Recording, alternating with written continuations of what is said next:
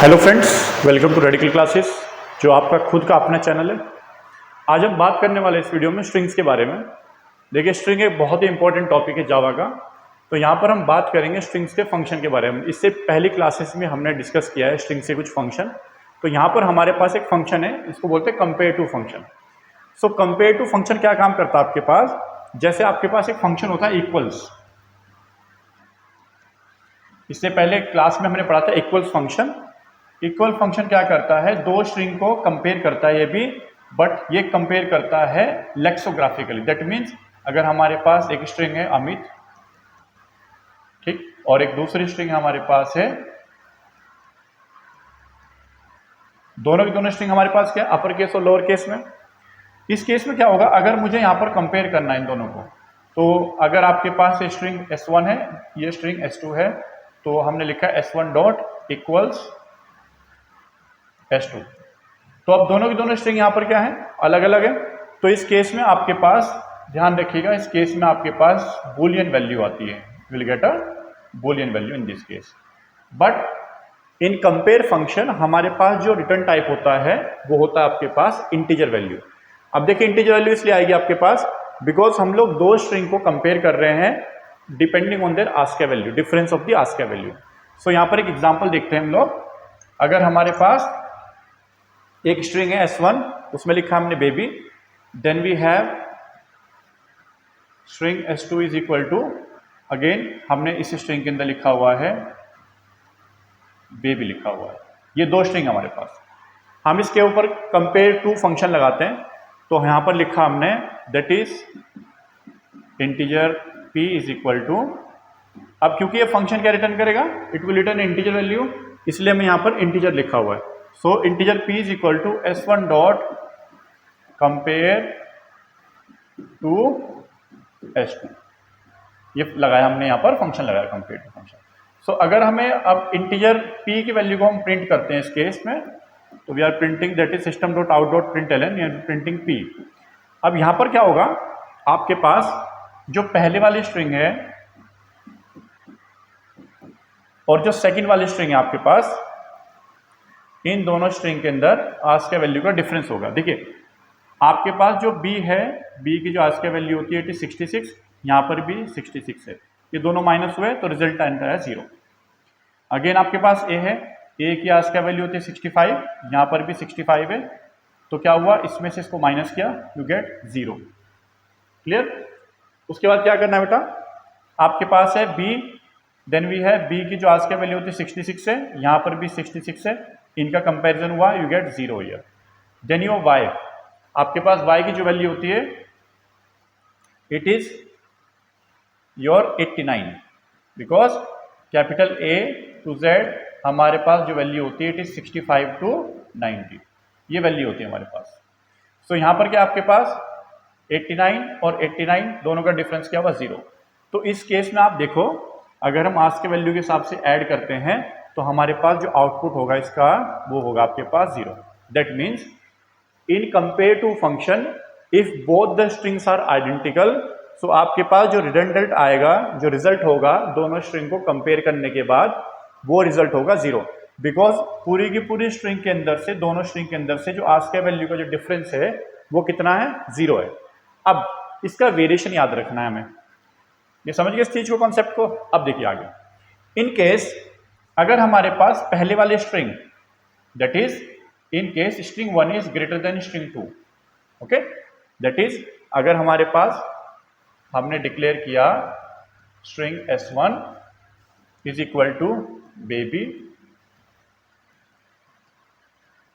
और आपके पास जो सेकंड स्ट्रिंग है S2, ये आपके पास है BAB।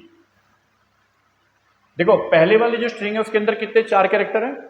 सेकंड वाली जो स्ट्रिंग है इसके अंदर आपके पास 3 कैरेक्टर हैं। तो इस केस में हमारे पास क्या होगा? इस केस में जैसे आप इनका डिफरेंस करोगे, और हम लिखते हैं यहां पर integer p is equal to S1 dot compare to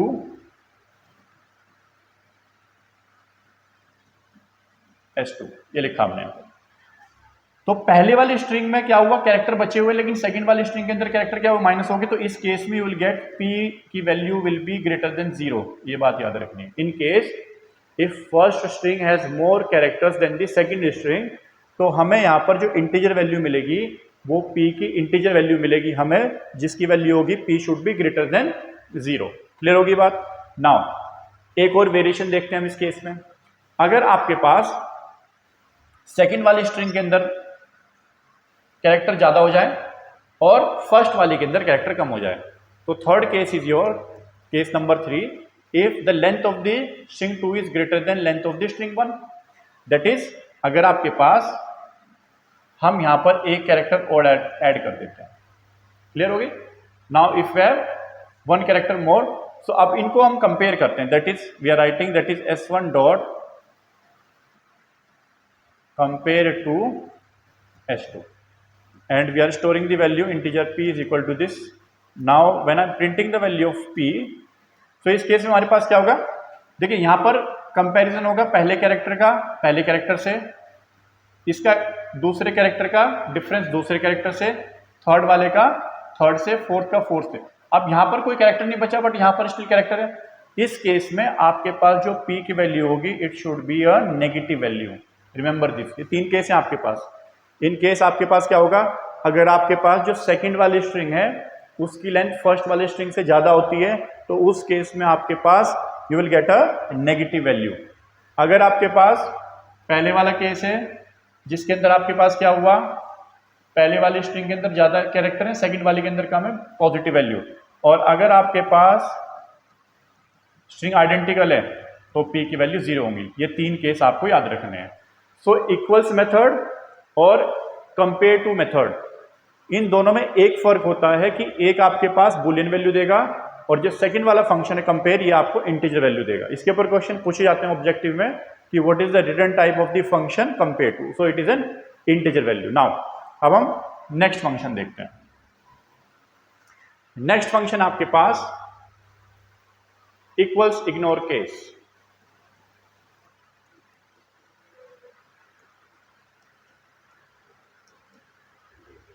ये फंक्शन है इक्वल्स इग्नोर केस। जैसे कि इसका नाम सजेस्ट कर रहा है आपको, ये क्या काम करेगा, अगर आपके पास दो स्ट्रिंग है तो उनका केस इग्नोर करेगा।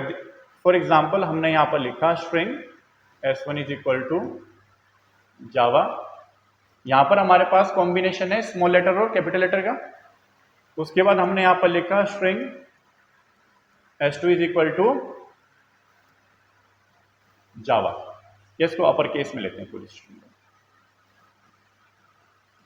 ये आपके पास सेकंड स्ट्रिंग अपर केस में।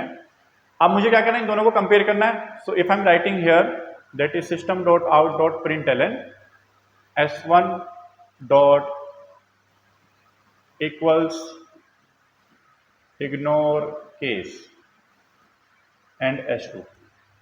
अब यहां पर हमारे पास जो दोनों स्ट्रिंग है उनके बीच में आपके पास क्या है, एक में आपके पास स्मॉल लेटर और कैपिटल लेटर है, दूसरी स्ट्रिंग के अंदर क्या है आपके पास सारा का सारा सीक्वेंस कैपिटल लेटर में।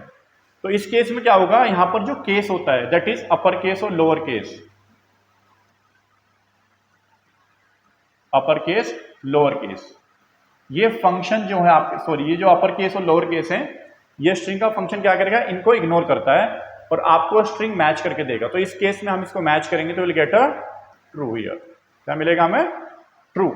सो इसका मतलब हुआ कि जावा स्मॉल केस में और अपर केस में दोनों के दोनों सेम है आपके पास। तो ध्यान रखना, इक्वल्स इग्नोर केस जब फंक्शन लगाते हैं तो हम स्ट्रिंग को अपर केस और लोअर केस में दोनों में सेम ट्रीट करते हैं, उनको कंपेयर कर सकते हैं।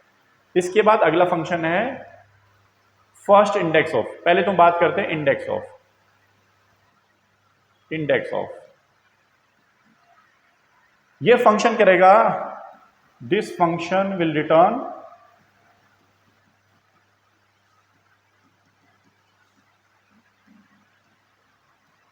the index of a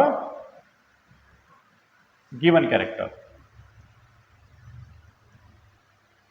from the string. Now this function will return integer value. So इसका रिटर्न टाइप क्या हुआ, इसका रिटर्न टाइप हुआ इंटीजर। ये बात याद रखनी है, ठीक है। और इनपुट आर्ग्यूमेंट क्या हुआ फंक्शन में, बहुत जरूरी बात याद रखनी, इनपुट आर्ग्यूमेंट होता है कैरेक्टर। ये दो बातें याद रखनी है। Number one input argument, other one is your return type, ठीक है। रिटर्न टाइप होता है इंटीजर, यानी किसी में वैल्यू देगा, तो this is the output given by the function and this is the input that the function will accept from the user. So इसका सिंटेक्स देखते हैं। If we have a string s1 is equal to computer,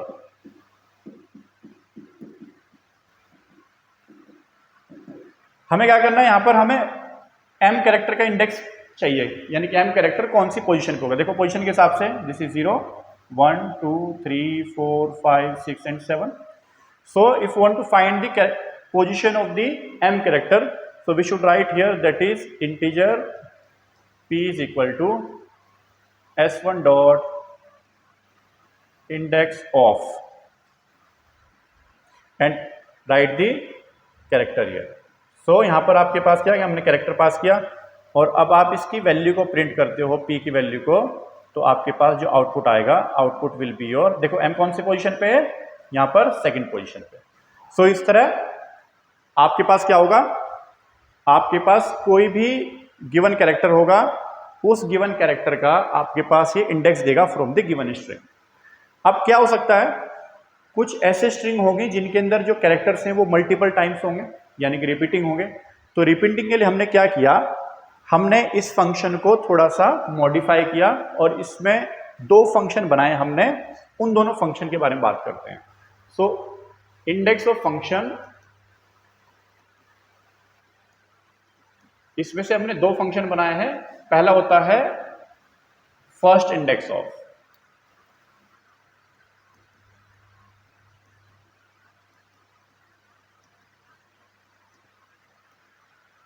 और second है आपके पास last index of. ये दो function के बारे में बात करें, क्लियर होगी बात। इंडेक्स ऑफ फंक्शन रिटर्न करेगा आपको index of this character from given string, first index return करेगा first index, okay. This function it will give you the first index of a given character, और ये वाला क्या हो जाएगा आपके पास, it will give you the last occurrence, it will give you the last index of a given character. दोनों क्या करेंगे, एक लास्ट इंडेक्स देता है, दूसरा वाला हमको क्या करेगा, दूसरे वाला हमको फर्स्ट इंडेक्स देगा। इन दोनों का सिंटेक्स देख लेते हैं। हम लोग एक ऐसे स्ट्रिंग लेते हैं जिसमें हमारे पास रिपीटेड वर्ड्स हुए, जैसे हम लोग स्ट्रिंग लेते हैं that is string s1 is equal to we have Java, then we have language. यहां पर हमारे पास देखिए ए आपके पास जो कैरेक्टर है ये बहुत बार रिपीट हो रहा है, तो this is 0 1 2 3 4 5 6 7 8 9 10 11 and 12। So this is the indexing. यहाँ पर स्पेस है, स्पेस के लिए भी एक कैरेक्टर रिजर्व होता है, तो यहाँ पर हम फाइंड करेंगे ए के रिस्पेक्ट में, दैट इज ए कैरेक्टर ए। सो हमें क्या फाइंड करना है, ए का इंडेक्स फाइंड करना है। सो सबसे पहले हम लोग कौन सा फंक्शन इस्तेमाल करते हैं, first index of. So right here that is integer n is equal to, write the string s1 dot first index of and write the character here. So अगर आप प्रिंट करते हो वैल्यू ऑफ n, जैसे आपने value print करी, n की value print करते हैं यहाँ पर, तो देखिए पहला ऑकरेंस कहाँ पर है, तो इस चीज का आउटपुट होगा इस फंक्शन का, दैट इज 1। बाकी आपके पास a जो है मल्टीपल टाइम रिपीट हो रहा है, बट हमें वो मल्टीपल रिपीटेशन नहीं देखना, हमें सिर्फ और सिर्फ पहला इंडेक्स मिलेगा किसी गिवन कैरेक्टर का। अब इसके ऑपोजिट साइड में अगर हम इसके ऊपर फंक्शन लगाते हैं and we writing that is integer p is equal to s1 dot last index of, अगर हमने फंक्शन लगा लास्ट इंडेक्स ऑफ और यहां पर हम इंडेक्स पास करते हैं ए कैरेक्टर का, तो यहां पर हमें क्या मिलेगा, हमने लिखा that is system dot out dot println P. इस केस में देखो, so the last occurrence of the character A will be at the position 10, ये देखो यहां पर। सो आपके पास जो आउटपुट आएगा इसका ये होगा आपके पास 10। दोनों फंक्शन में फर्क समझ गए आप लोग। पहले वाला फंक्शन फर्स्ट इंडेक्स देगा, सेकंड वाला फंक्शन आपको उसी कैरेक्टर का लास्ट ऑकरेंस देगा, यानी कि ऑकरेंस बोलो इंडेक्स बोलो एक ही बात है। Occurrence index, index means position, ये मिलेगा हमें। सो हमें अगर आपके पास पहला पोजीशन चाहिए, उसका इंडेक्स चाहिए, तो हम ये वाला फंक्शन लगाएंगे फर्स्ट इंडेक्स ऑफ, लास्ट चाहिए तो will put the last index of function. Clear होगी बात। अब इसके ऊपर एक प्रोग्राम देखते हैं।